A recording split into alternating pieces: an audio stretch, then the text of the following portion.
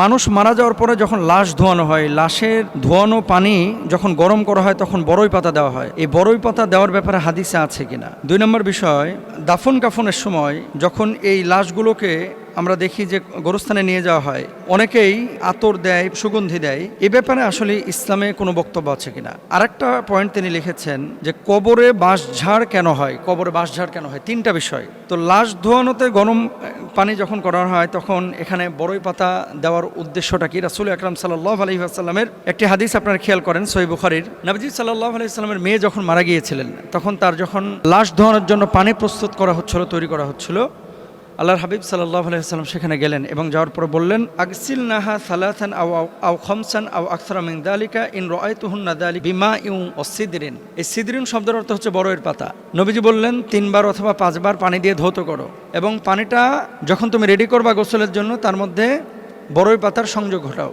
এখন আল্লাহর হাবিব সাল্লাল্লাহু আলাইহি ওয়াসাল্লামের আরও একজন সাহাবী আব্দুল্লাহ ইবনে আব্বাস রাদিয়াল্লাহু তাআলা আনহু থেকে এটা বর্ণনা, হজ্জের মৌসুমে আরাফাতের ময়দানে একজন সাহাবী উটের পিঠে চড়ে তিনি যাচ্ছিলেন। এমত অবস্থায় উটের পিঠ থেকে তিনি পড়ে তার ঘাড়টা মটকে যায়।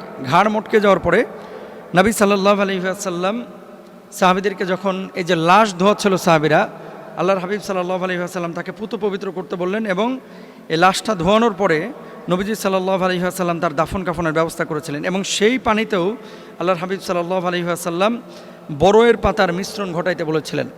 তাহলে বড়ই পাতার মধ্যে আমরা আদেশটা পাইলাম যে নবীজি বলেছেন যে মৃত ব্যক্তিকে যখন গোসল করানো হবে তখন বড়ই পাতা, এই যে সিদর, এই সিদরটা সংযুক্ত করতে।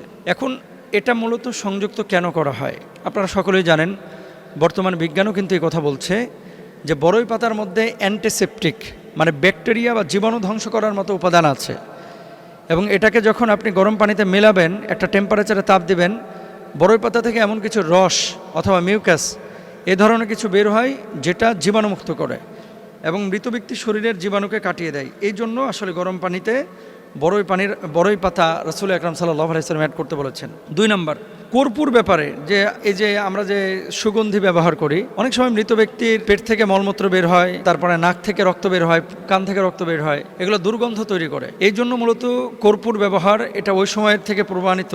রাসূল সাল্লাল্লাহু আলাইহি ওয়াসাল্লামের জামানার সাহাবীদের যখন ইন্তেকাল হয়েছে তখনও কিন্তু এগুলো ব্যবহার করা হয়েছে। এখন এই সুগন্ধিটা সেই সময় কি দিয়ে ব্যবহার করেছেন এটা আল্লাহ তাআলা ভালো জানেন, কারণ সেই সময় কালচারাল অথবা তাদের ওখানে প্রচলিত যে সুগন্ধি ছিল, কিছু ঘাস ছিল, এগুলো তারা ব্যবহার করেছেন। আর 3 নম্বর আরেকটি বিষয় ছিল, 3 নম্বর বিষয়টি ছিল যে কবরে বাঁশঝাড় কেন হয়। আপনারা জানেন বাংলাদেশে যখন একটা লাশ দাফন করা হয়, এই চাটায়ের নিচে লাশের ওপরে লাশ শোয়ানোর পরে ওই যে বাঁশ দেওয়া হয়, বাঁশ, ফাড়া বাঁশ। এই বাঁশগুলোর যে চোখগুলো আছে, চোখ মানে হচ্ছে আপনার ওই প্রতিটা ঘাটে দেখবেন একটা গোল বৃত্তের মতো বস্তু আছে।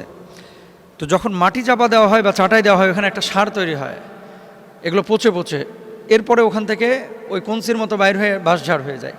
এখন আপনি যদি মনে করেন যে কবরের ওপরে বাঁশঝাড় হয়েছে অলৌকিক কোনো বিষয় বা এখানে মৃত ব্যক্তির সাথে কোনো মুআজিজা বা অলৌকিক কোনো কিছু ঘটেছে, এগুলো কিন্তু বিশ্বাস করা যাবে না। এবং গোরস্থানের উপরে অনেক সময় দেখবেন যে আম গাছ উঠেছে, ফুল গাছ উঠেছে, কোনো ফলের গাছ, ডাব গাছ উঠেছে, আপনি লাগিয়েছেন বা অন্য কোনো কারণে পাখি এসে কবরের উপরে বিষ্ঠা ফেলেছে, এখান থেকে পেয়ারা গাছ বের হয়েছে। এখন আপনি এই ফল ভক্ষণ করতে পারবেন, কোনো সমস্যা নাই। বাঁশঝাড় হলে বাঁশ কেটে ব্যবহার করতে পারবেন, কোনো সমস্যা নাই। আম গাছ হলে আম আপনি খেতে পারবেন, কোনো সমস্যা নাই। কিন্তু এটাকে মুআজিজার সাথে বা বিশেষত্বের কাছে মিলিয়ে ফেলা এটা কিন্তু কোনোভাবে উচিত না, এটা জায়েজও নাই। তাহলে যেগুলো শুনলাম বড়ই পাতার বিষয়ে, সুগন্ধির ব্যাপারে এবং গাছ উঠলে কী করতে হবে, আশা করি উত্তর পেয়েছি আমরা ইনশাআল্লাহ। আল্লাহ বুঝদান করুন। এরপরে প্রশ্নটা হচ্ছে যে মোহতারাম, আমরা যে লাশ ধোয়াই, একজন মৃত ব্যক্তি যখন মারা যায় লাশ ধোয়ানোর নিয়মটা কি, আর একটা লাশ দিনে দাফন করা উত্তম নাকি রাতে দাফন করা উত্তম। 3 নম্বর হচ্ছে দিনের বা রাতের এমন কি কোনো সময় আছে যে সময় লাশ দাফন করা নিষিদ্ধ। 3টা পয়েন্ট কিন্তু। 1 নম্বর হচ্ছে লাশ ধোয়ার নিয়ম কি। দেখেন, মৃত ব্যক্তিকে গোসল দেওয়ানো এটা হচ্ছে ফরজে কিফায়া এবং এটা সুন্নাহ অনুযায়ী করার নিয়ম। মানুষ যখন মারা যায় আমরা অনেকেই কিন্তু লাশ ধোয়াইতে ভয় পাই, তারপরে খাটিয়া ধরতে ভয় পাই। ভয় পাবেন না। আল্লাহর হাবিব সাল্লাল্লাহু আলাইহি ওয়াসাল্লাম বলেছেন এই কাজগুলো যদি কেউ করে এটা হচ্ছে সাদাকার সওয়াব, আল্লাহ সুবহানাহু ওয়া তাআলা তাকে দান করবেন। তো 1 নম্বর, যখন লাশটাকে আপনি রাখবেন একটা শক্ত স্থানে, সেটা খাটিয়ার উপরে হোক অথবা চৌকির উপরে হোক অথবা কোনো কাঠের টুকরার উপরে হোক লাশটাকে রেখে চারিদিক আপনি পর্দা দিয়ে ঘিরে দিবেন। এখন কি পর্দা? পর্দাটা হবে মশারির মতো, মানে বাইরে থেকে যেন দেখা না যায়, চতুর্দিক ঘেরা থাকবে এবং এই ঘেরা জায়গার উপরে আপনি লাশটাকে রাখবেন। তারপরে ঘেরা জায়গার উপরে বলতে ঘেরা জায়গার মধ্যে আর কি। 2 নম্বর পরিষ্কারকরণ, পেটটাকে প্রথমত আলতো করে আপনি চাপ দিবেন। পেটটাকে আলতো করে যখন চাপ দিবেন, তার মলমূত্র পেটের মধ্যে থাকলে অনেক সময় সেটা বের হয়ে যায়। একটা টিস্যু অথবা কাপড় দিয়ে এই মলমূত্র লজ্জাস্থান থেকে মুছে ফেলবেন। এরপরে জীবন্ত মানুষ যেভাবে অজু করে সেভাবে ওই লাশকে আপনারা অজু করানোর চেষ্টা করবেন। এখন লাশ অজু করাবেন কিভাবে? জীবন্ত মানুষকে সেনা অজু করানো যায়, লাশকে আপনি অজু করাবেন কিভাবে? তার মুখের মধ্যে আপনি তো পানি দিতে পারবেন না, তাহলে কি করতে হবে?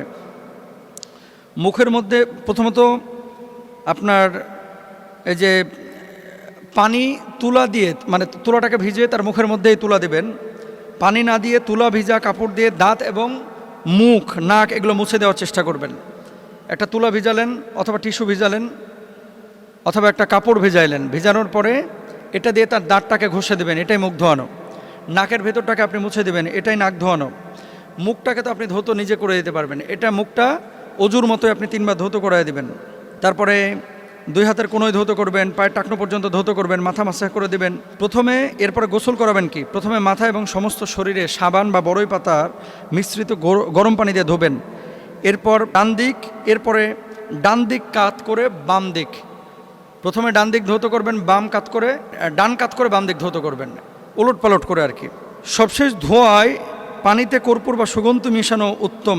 মানে যখন আপনি সবশেষ এই লাশটাকে ধৌত করবেন তখন কর্পূর অথবা সুগন্ধি মিশ্রিত কোনো পানি দিয়ে এটাকে ধৌত করার চেষ্টা করবেন।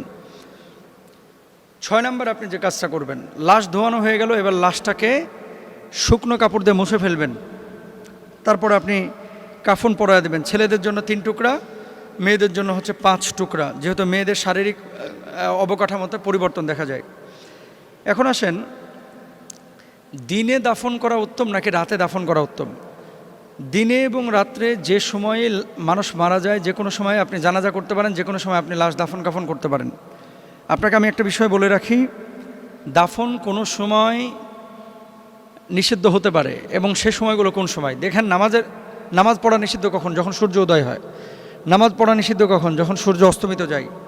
3টি সময় দাফন এবং জানাজার নামাজ পড়া নিষিদ্ধ। যদি লাশ নষ্ট হয়ে যাওয়ার আশঙ্কা থাকে, লাশ এমন সময় পেয়েছেন দেখছেন লাশটা পচে গেছে, তাহলে এই 3 সময়ে আপনি লাশ দাফন করতে পারবেন। নাম্বার 1, সূর্য যখন উঠে, যতক্ষণ পুরোপুরি সূর্য উঠে না যায় সে সময় লাশ দাফন করা নিষেধ। ঠিক দুপুরবেলা যখন সূর্য মাথার উপরে থাকে তখন লাশ দাফন করা নিষেধ। 3 নম্বর, সূর্য যখন অস্তমিত হয় তখন লাশ দাফন করা নিষেধ। এখন এই সময়গুলোতে যদি লাশটা পচে যাওয়ার সম্ভাবনা থাকে তাহলে আপনি সেই সময়েও লাশ দাফন করতে পারেন, কোনো সন্দেহ নাই। তাহলে দিনে বা রাত্রে এমন কোনো সময় আছে কি যে সময়টা লাশ দাফন করা উত্তম? যে মোহতারাম, দিনে লাশ দাফন করবো না রাতে? দিনে হচ্ছে লাশ দাফন করা উত্তম, কারণ এই সময় জানা যায় মানুষ বেশি আসে, দাফন কাফনও মানুষ বেশি অংশগ্রহণ করে। আল্লাহ তাআলা আমাদেরকে বোঝার তৌফিক দান করুন।